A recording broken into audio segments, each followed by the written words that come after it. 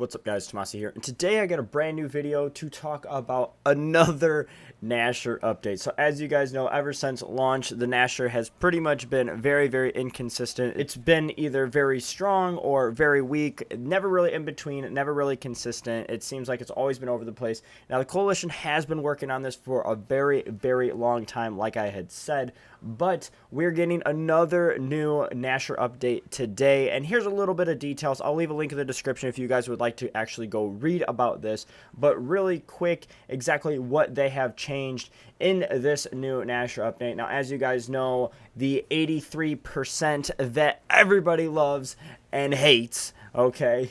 Everybody knows that 83 has been a very big issue in the game. Now, last month, they had ran a Gnasher test, like a developer playlist, so that we can actually test it out. And it seemed to be a little bit better, but not by much. Now, as you guys know, the core settings are completely OP.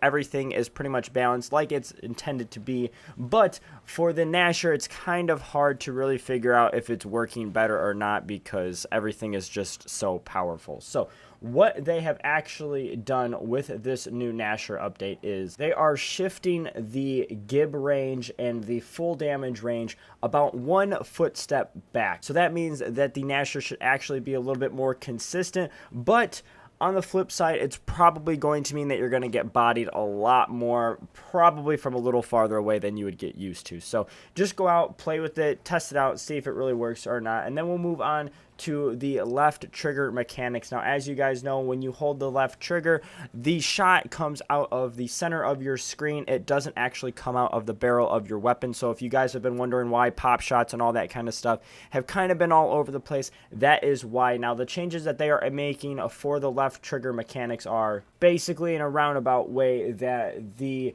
left trigger or the hard aiming, all that kind of stuff, is now going to only impact in very close quarters and cover fights. It's not going to be as strong and OP as it has been in the past, where you can just hard aim and blast a guy that's like 15 feet in front of you. So that's really quick. They broke it down. Like I said, I'll leave a description if you guys would like to go read it, but you guys just want to know the quick basics of exactly what has been changed. Also, competitive hip fires. If you guys have been playing competitive weapon tunings, you guys know that the hip fire has now been a little bit way off, okay? Even the pros had been saying that it had been way off. Now, what they had did with it, actually tried to make it a little bit more skillful in the use of hip fire, but they have reverted back to what they had previously before the June update. So that means that the Gnasher should be a little bit more consistent back in the competitive weapon tuning. Now, as you guys know, the headshots are going crazy with the Gnasher. You can pretty much get a headshot anywhere, whether it is just a body shot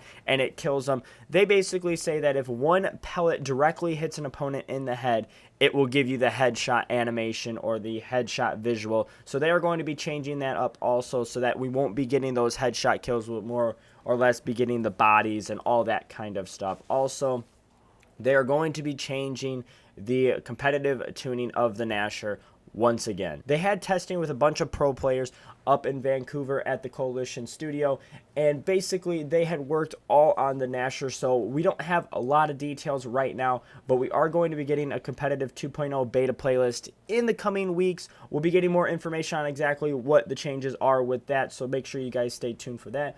Also, they are now going to be rolling out more in-depth videos, like a series kind of, to actually show mechanics behind the scenes of exactly how the Gnasher is set up. And I'm not sure if it's going to be different weapons or not, but as for right now, we're actually going to be seeing a little bit more of like tutorials and behind-the-scenes mechanics of how the Gnasher actually works, which for anybody that is really interested and really competitive in Gears of War, I think this is a great idea, because you'll actually be able to see and understand why you're not getting those kills, why you're only getting 1 hit for 11 or 2 hits for 99 or all that kind of shit that everybody hates. So seeing these new series coming out will be great help for everybody that is trying to improve their skills, improve their weapon skills, and just move forward in the game and be the best that they possibly can be. So like I said, I'll leave a link in the description. You guys can go check this out if you guys would like to read a little bit more in depth. But if you guys enjoyed, make sure to give this video a thumbs up. Also, make sure to leave me a comment down below. Let me know if you guys think the Gnasher will still be broken after all this is said and done. And if you are new, make sure to subscribe for further update videos all on Gears of War 4,